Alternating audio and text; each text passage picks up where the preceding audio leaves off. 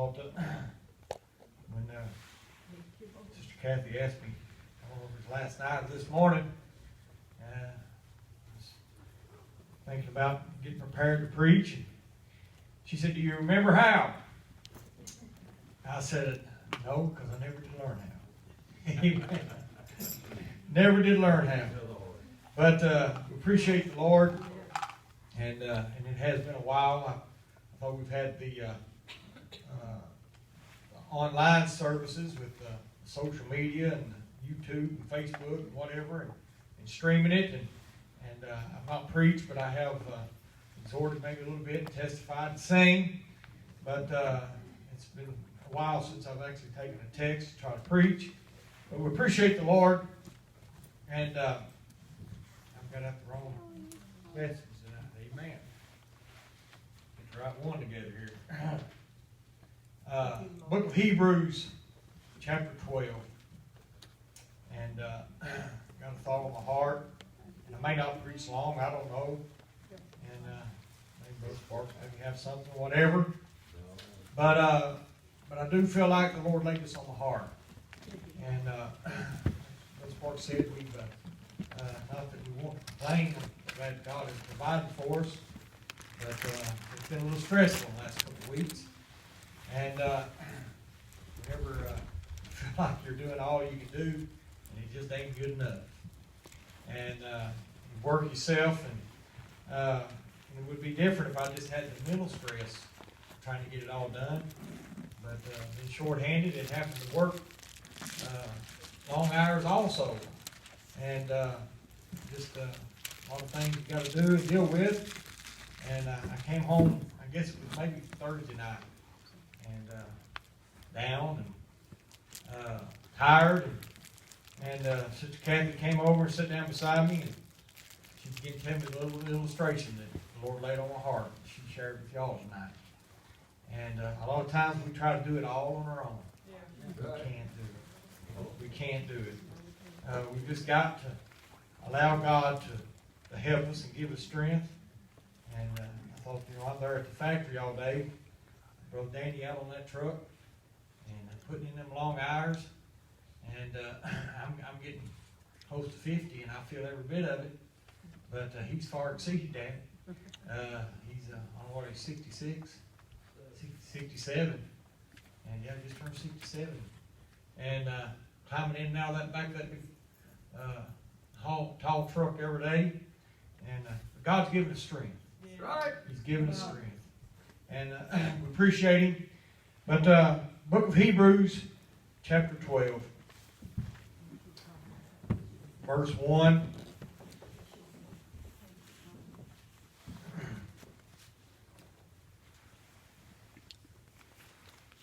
Wherefore let us lay aside.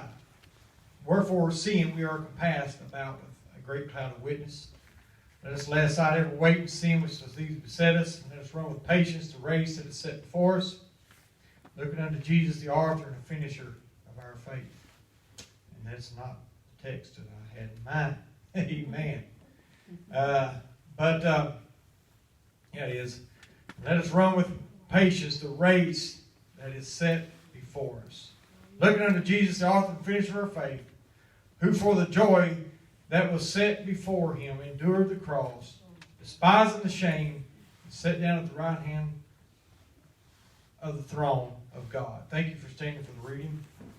And talking and maybe get sidetracked. But in verse 1 of this, he said, let us run with patience the race that is set before us. And I began to think about that. I began to think about the patience. And I don't remember what I was doing the other day, and I told Sister Kathy, she said something about being patient, and I said, I don't have none of those. Sometimes I just don't have no patience. And I just want to get things done. And we can't always be that way. Right. Sometimes things just take time. Right. Sometimes we just got to just stop and allow things to happen. And I thought my grandson, Colin, he's one of those that when he gets his mind to do something, he wants to do it now. He just said it. But he let's do it right now. And he came to the house today. He'd been in Paducah all week, or for 2 weeks, and he got home today and he walked up to the house a little bit and Papa, let's go back to the garage. And I said, honey, I can't today. And so we talked a little bit, and he realized I wasn't going back there, so he decided he won't go back home, and because there wasn't nothing happening there. And I thought, but a lot of times we have trouble with that word patience. Right, yeah. And I looked this up in the concordance, and when you talk about running the race with patience, the apostle here was looking at the more like an Olympic experience. And we have our Olympics here and all that thing, but the Romans was big on those competitions. Right. And so he's looking at that, and I thought we as Christians have a race to run, a race of service, a race of sufferings, and a course of active and passive obedience. And this race that is set before us is marked out unto them both by the Word of God and the examples of faith. Servants of God, that a cloud of witnesses with which they are compassed about. It is set out by proper limits and directions. The mark they run to the prize, they run for that is set before them. Right. There is a reason that they're running. That's right. And because of that reason, he goes on to say, I'm looking this up. This is what Matthew the commentator had to say about this. He said, this race must be run with patience and perseverance. Right. And I thought it's one thing to learn to have a few patience, but then there comes that perseverance. Right. Perseverance means to wait it out. Whatever's necessary to finish this out. Right. And I thought before church started, I've got an old a truck that was my wife's uncle's. He passed away in August, and I've been helping my father-in-law take care of a lot of his estate and stuff, and I acquired 3 old trucks. And I thought I could take 3, make one without spending a lot of money, but I found out that ain't happening. It's a time consuming, and there's a lot to it. And Brother Bill was talking to me, and Brother Sparks, and I like to paint cars. And he said, well, you end up painting that truck and picking on me a little bit, but and that's not my intention. But they know how I am, and eventually, maybe someday we will. I don't know. But I have learned throughout this, with all the other stuff that's going on, that sometimes I can't just dive in and do things. Every time that I've ever, I've restored a few old cars and fixed several, and the things when I got into them, then I spent a lot of time at it, Brother Bill. I would come in and maybe eat supper or whatever, and go out and work the dark on them. Spend a whole lot of time there, but I thought this time it's a lot different. I still have a goal set out of things that I'd like to get accomplished, but I've found that I'm not so anxious, I guess you would, to just really tear into it. And I've taken my time with it, and I'm not putting the time in that I would normally put into something like that. But I thought a lot of times we do the same thing spiritually. That's right. Well, we're looking, and there was a time when we was all anxious to get into it, but now we find ourselves, we just allow too much time in between the things that we're getting accomplished. Right. I don't know about you, but I'm one of those people, if I tear something apart, if I don't put it back together pretty quick, then there's a chance that it might not get put back together, or I might forget how it went back together. Yes. And I thought, a lot of times whenever it comes to serving God, when we go for a while without doing something, and we lose our persistence, if you would, then we might find ourselves withdrawn and we can't get back to where we were. Right. Brother Sparks was talking this morning about some of the elderly saints, especially some of the sisters, and how that they used to work in the church, and I can remember a lot of that. I can remember those older sisters getting up testifying, exhorting, and working in the church and shouting. Yeah. But I can also remember some of you Right. doing the same thing. Yeah. And I thought and some of us, if I would, Yes. doing the same thing. And we've allowed things to take place, and maybe we're not as persistent as we used to. And I thought that we've got to be persistent when it comes to serving God. We can look throughout the Bible, we can see lots of instances of persistence. And I thought if it had not been for their persistence, where would we be? Right. Well, we look at Noah in the Bible, and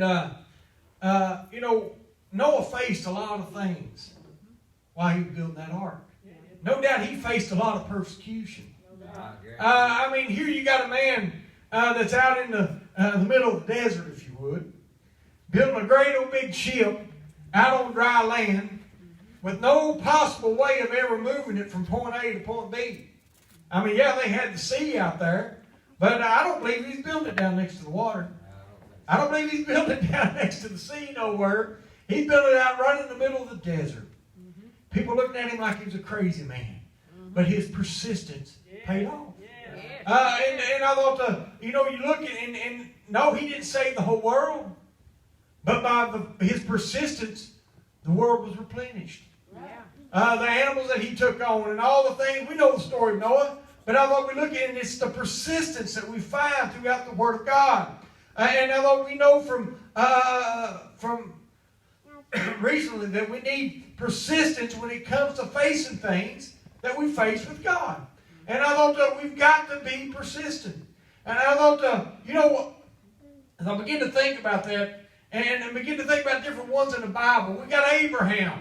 And with his persistence, here he was, and he was promised a son in his old age. Right. And then, nearly 20 years goes by, and he still hasn't got that son. But I thought he still looked, and he had faith in God. And we realized that he bound to have lost a little bit of faith, because we see the different things that he done with the handmaids and all the different things. But I thought God gave him the promise that he needed, and that he'd given, the promise that he had given him. I thought he fulfilled that promise. And then we find him as he tells him to take him up on the mountain and sacrifice him, and he goes up there and willing to take him. I thought the persistence of this man. Right. But I thought so many times we look at our difficulties and we're willing to give up. I thought we've got to be persistent. Then we find Elisha, just a young man out plowing, and the man of God comes by, throws his mantle up on him, never even said a word, just throws his mantle on him, and he felt the need and the call to follow him. And I thought, and he tells him, let me go back and bid farewell to those. And he goes back and he makes a sacrifice. We know the story of Elisha. And he begins to follow the man of God. And I thought he goes down to Gilgal. And he gets down there, and they come to him and says, your master's fixing to leave you. And why don't you just stay here in Gilgal? I looked it up, and Gilgal, whenever you look it up, and the meaning of it is, from what I can gather, was a circle of stones. It was a place of stones, a place that was with a, I guess you would say, a firm foundation. So he goes down to Gilgal, and they're saying, your master's been ready to take away. Why don't you just abide here? It was a place that he could have stayed. It was a place where he could have been established. But he looked and he says, no, I've got to follow after the master. I've got to follow after him. If he's going to be taken away, I want to be there. I want to be persistent with the calling that God has laid on my heart. And I know so many times we need to be persistent with that calling.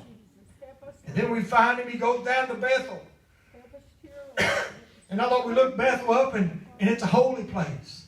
So he goes through, and he gets past that place of the stone, that place where he could have been established, if you would. And then he goes down and to that place of holy, that holy place, that place of holiness. And I thought he could have stayed there, Bethel, and then he could have stayed there, but yet his persistence. It was necessary that he go on. Necessary that he follow after the will, because he knew there was something greater for him. If he could just be persistent and follow after Elijah. I thought so many times we get satisfied with where we're at. And I thought there was a lot of people say, we've all heard it. There's no need in you going on. I thought I used to sing that song quite a bit. And whenever Stephen's family came by and they were singing, and we picked up and we started saying that I'm building up the wall and I won't come down.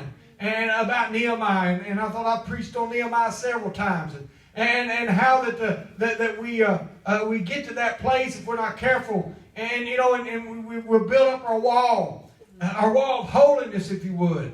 And people come by, there's no need in you living that way. I've been thinking about it, Bill.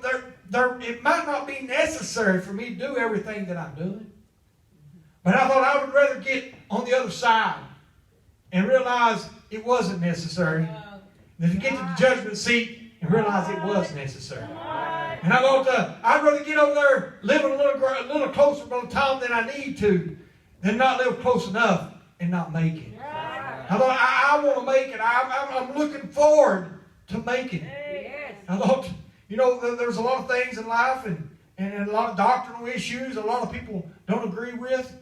But I thought I feel like that if we live close enough to God and we allow Him to teach us, I thought then He can lead us into a way of holiness that we can draw close to Him. And I thought we've got to be persistent. And I thought we've got to live in that persistence when it comes to serving God. And then he goes on down to Jericho. And Jericho. And I thought when we think of Jericho, we think of a place of victory. And I thought he could have stayed in Jericho, a place of victory. But he knew it was necessary for him to go on down to Jordan. Right. He knew that even though he had reached a place of victory, he couldn't just stay there because there was more for him. And I thought, it's important that we get established. And it's important that we get to a place where we live in holiness. And it's important that we get victory in our life. Right. But I thought there's a place that we've got to cross over. Right. And I thought when it's in those places that we go down, and I thought whenever he crossed Jordan and the chariot came down and Elijah was called away and the mantle fell down and he got that mantle.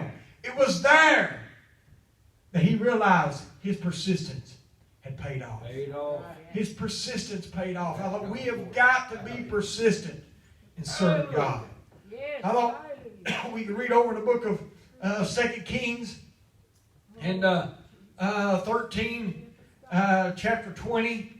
And it says that Elisha died, and they buried him. And a band of Moabites invaded the land at the coming in of the year 20, in the year. Verse 21 says, and it came to pass, and they were burying a man, that behold, they spied a man, and they cast a man in the sepulchre of Elisha. And when the man was let down and touched the bones of Elisha, he revived and stood up on his feet. Hallelujah. I thought, Elijah done great things through the power of God while he lived. But Elijah was carried away. But Elisha, we read of all the great things that he'd done through his persistence with God. But then after Elisha's dead, and he's been laying in there, and his bones have done dried out, and no doubt done turned white, and they take a man in there that had just died, and they're laying down beside him, and he touches those bones, and he stands up. I thought his persistence paid off even after he was gone. I thought a lot of times we look and we see all these things in our lives that we wonder, Lord, is it ever going to take place? But I thought it's our persistence, Brother Bill, that can pay off whenever we're gone. And I thought whenever I said that, I thought Sister Donna came here and she's prayed many a prayer for Robbie. And I thought, we know Robbie's down in South Carolina now, and I hope he's doing well. But I thought we can't get him here like we'd like to. But those prayers that she prayed, even though went on to meet her reward, can still reach her son. And I thought because of her persistence, whenever she was able, and I thought it's our persistence while we're able that's going to pay off when it comes to the times when we're not able. That's right. I thought as I look back in the last few weeks of all the things we went through, and I thought, I'm glad, Sister Etta, that I got a hold of God when I could. Right. I was glad that I came to the house of God and came into the place of worship, Brother Bill, while I could. And then there was that time when we couldn't, but now we can.